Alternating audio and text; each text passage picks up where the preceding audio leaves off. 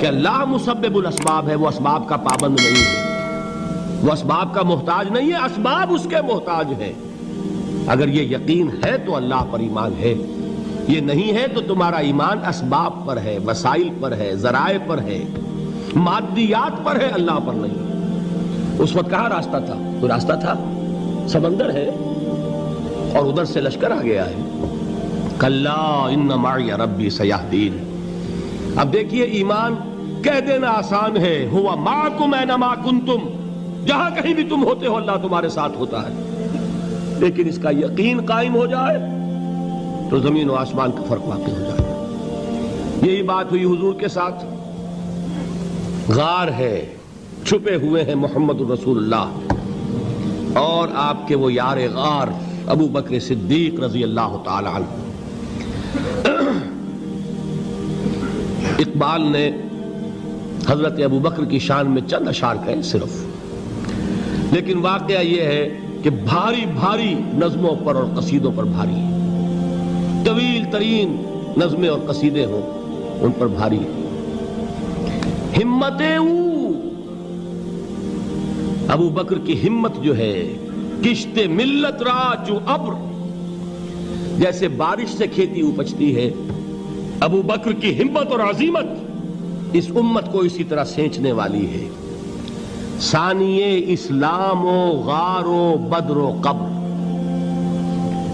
وہ دوسرے تھے اسلام میں، دوسرے پہلے کون تھے؟ انا اول المومنین، حضور فرماتے ہیں سب سے پہلا ایمان لانے والا میں، دوسرے ابو بکر۔ ویسے ہمارے ہاں یہ چلتا ہے اختلاف، حضرت علی پہلے ہیں کہ حضرت ابو بکر پہلے ہیں، لیکن اس میں بڑی خوبصورت تطبیق قائم کی ہے علماء نے اور بہت صحیح ہے۔ چار کے بارے میں فیصلہ ہی مت کرو کہ کون پہلے ہے، ان کی ایک عجیب تقسیم کر دی ہے۔ آزاد مردوں میں، بالغ مردوں میں سب سے پہلے ابو بکر، بچوں میں سب سے پہلے علی، خواتین میں سب سے پہلے خدیجہ، اور غلاموں میں سب سے پہلے زید ابن حارثہ۔ بڑی پیاری تقسیم ہے، یہ چاروں ہی پہلے ہیں، ہر ایک کے لیے اولیت ہے۔ اور واقعہ یہ ہے کہ اگر زمانی اعتبار سے تعین ہوگا تو پہلے خدیجۃ الکبریٰ آئیں گی رضی اللہ تعالی عنہ۔ کسی اور سے بات کرنے کی نوبت بعد میں آ سکتی ہے، پہلے تو اہلیہ محترمہ سے بات ہوئی، آتے ہی پہلی وحی ہوئی ہے، ابھی تبلیغ کا حکم نہیں تھا۔ کس کو بتایا واقعہ؟ ابھی اپنی نبوت کی تبلیغ کا تو حکم ہی نہیں آیا۔ واقعہ کس کا ہے؟ وہ خدیجہ کا ہے۔ جب کہا ہے کہ خشیت علی نفسی، مجھے اپنی جان کا اندیشہ ہے، تو کیا جواب دیا خدیجہ نے رضی اللہ تعالی عنہا؟ وہ صدیقۃ الکبریٰ ہے۔ صدیقات جو ہیں خواتین، ان میں چوٹی پر خدیجۃ الکبریٰ ہے رضی اللہ تعالی عنہا، اور صدیق جو مرد ہیں ان میں صدیق اکبر ہے ابو بکر صدیق رضی اللہ تعالی عنہ، لیکن صدیقات میں چوٹی پر۔ جب حضور نے فرمایا خشیت علی نفسی، کیا فرمایا؟ کیا عرض کیا؟ کیسے تسلی دی؟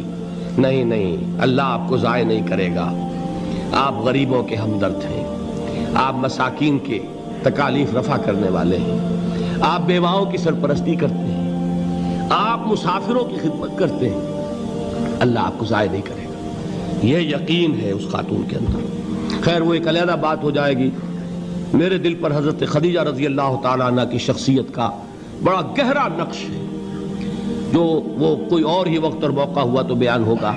بہرحال اقبال نے ایک مصرے میں جو چار اولیتیں جمع کر دی ہیں، ہمتیں او کشت امت را چو ابر، ثانی اسلام و غار و بدر و قبر۔ اسلام میں حضور کے بعد پہلے کون؟ ابو بکر۔ غار میں حضور کے ساتھ کون؟ ابو بکر۔ بدر کی رات اللہ کا رسول سربسجود، وہ جھاڑ، وہ گھاس پھوس کی جو جھوپڑی بنائی گئی تھی، اور وہاں تلوار ننگی لے کر پہرا دینے والا کون؟ ابو بکر۔ اور اس حجرہ عائشہ میں محمد کے بعد سب سے پہلے دفن ہونے والا کون؟ ابو بکر رضی اللہ تعالی عنہ وصلی اللہ علیہ وسلم۔ وہ جو معاملہ میں سنا رہا تھا غار ثور کا، حضرت ابو بکر بھی حضور کے خیال سے لرز گئے ہیں. آپ کو یاد ہوگا کہ جا کر پہلے تمام جتنے سوراخ تھے انہیں بند کیا ہے. ایک سوراخ رہ گیا تھا جس کو بند کرنے کے لیے کوئی کپڑا نہیں تھا. وہاں اپنی ایڑی رکھی ہے. تب کہا ہے حضور سے تشریف لائیے, اور اپنے زانو پر حضور کو لٹایا ہے. اور وہاں کسی موذی جانور نے کاٹا ہے. حضور کی آنکھ لگ گئی تھی. اس وقت اس بل کے اندر جو بھی بچھو ہے کیا ہے واللہ عالم, اس نے کاٹا ہے. اس کی تکلیف کی وجہ سے ابو بکر کی آنکھوں سے آنسو ٹپک گئے. حضور کے چہرے مبارک پر پڑے ہیں تو حضور جاگے ہیں معاملہ کیا ہے. ایڑی نہیں ہٹائی وہاں سے, مبادا وہ جانور وہاں سے نکل کر محمد الرسول اللہ کو کوئی گزن پہنچا دے. ابو بکر کی ایڑی ہے, جس طرح چاہے کھا لے, ختم کر دے, جان نکل جائے تب کوئی آنچ آئے محمد پر تو آئے, لیکن جیتے جی نہیں. وہ ہے ابو بکر. حضور کے خیال سے اس وقت حضور نے پھر اپنا لعاب دہن لگایا ہے اور اس سے پھر آپ کی تکلیف ختم ہوئی. جیسے خیبر میں حضرت علی کی آنکھ دکھ رہی تھی, اس کو جو شفا حاصل ہوئی ہے وہ بھی حضور کے لعاب دہن سے ہوئی.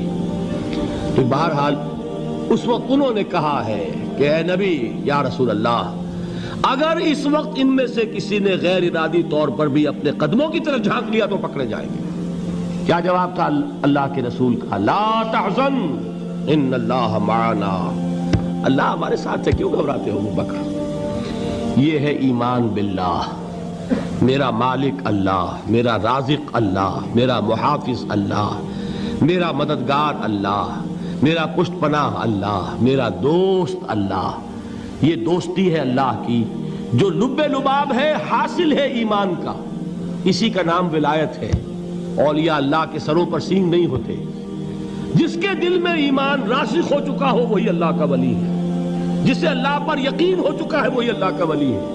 جسے یقین ہے اللہ میرے ساتھ ہے, میرا مددگار, میرا پشت پناہ, میرا ساتھی, میرا دوست, میرا محبوب, میرا محب. اللہ اہل ایمان سے محبت کرتا ہے. واللہ یحب الصادقین. ان اللہ یحب الذین یقاتلون فی سبیلہ صفا کانہم بنیان مرصوص. اللہ محبت کرنے والا, اہل ایمان محبوب, اور اہل ایمان محبت کرنے والے اللہ محبوب. والذین آمنوا اشد حبا للہ. آپ تصور کیجئے جسے یہ رشتہ ایمان یا رشتہ ولایت حاصل ہو جائے, الا ان اولیاء اللہ لا خوف علیہم ولا هم یحزنون. آگاہ ہو جاؤ, اللہ کے دوستوں کے لیے نہ کوئی خوف ہے نہ کوئی حزن ہے.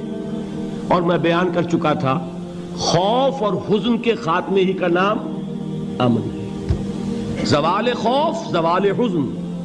یہ خوف اور حزن کیوں آتے ہیں بار بار؟ اللہ تخافوا ولا تحزنوا, دونوں آ گئے. الا ان اولیاء اللہ لا خوف علیہم ولا هم یحزنون, پھر وہی دو. وہ کیوں ہے؟ خوف ہوتا ہے کسی مستقبل کی بات کا, یہ نہ ہو جائے, وہ نہ ہو جائے, یہ نقصان نہ پہنچ جائے, یہ تکلیف نہ ہو, یہ غضب نہ آ جائے. خوف ہے مستقبل سے. حزن ہے یہ کیوں ہوا, یہ نہیں ہونا چاہیے تھا, یہ میرا فلاں چیز میرے ہاتھ سے جاتی رہی ہے, فلاں موقع نکل گیا, اب بیٹھے ہوئے ہیں اندر ہی اندر کڑ رہے ہیں, صدمہ ہے اور رنج ہے. اور جو اللہ پر ایمان رکھتا ہے وہ جانتا ہے ما اصاب من مصیبت فی الارض ولا فی انفسکم الا فی کتاب من قبل ان نبرأها ان ذلک علی اللہ یسیر لکی لا تعصوا علی ما فاتکم ولا تفرحوا بما آتاکم واللہ لا یحب کل مختال فخور. اس زمین میں یا تمہاری جانوں میں کوئی تکلیف, کوئی مصیبت نہیں آ سکتی سوائے اس کے کہ جو اللہ نے لکھ دی ہو, اس سے پہلے کہ وہ ظاہر ہو. جس کو یہ حقیقت معلوم ہو گئی اس کو یہ طرز عمل اختیار کرنا چاہیے. جو چیز چھن جائے, جاتی رہے, چھوٹ جائے, اس پر افسوس نہ کرو. کس نے چھینی؟ دوست نے. دوست کے فیصلے پر شکایت. دوستی کو بٹا لگا رہے ہو, سرے تسلیم خم ہے جو مزاج یار میں آئے. اگر دوستی ہے تو پھر تو تمہیں گردن جھکانی چاہیے کہ ہر چہ ساقی ماریخت عین الطاف است, جو بھی میرا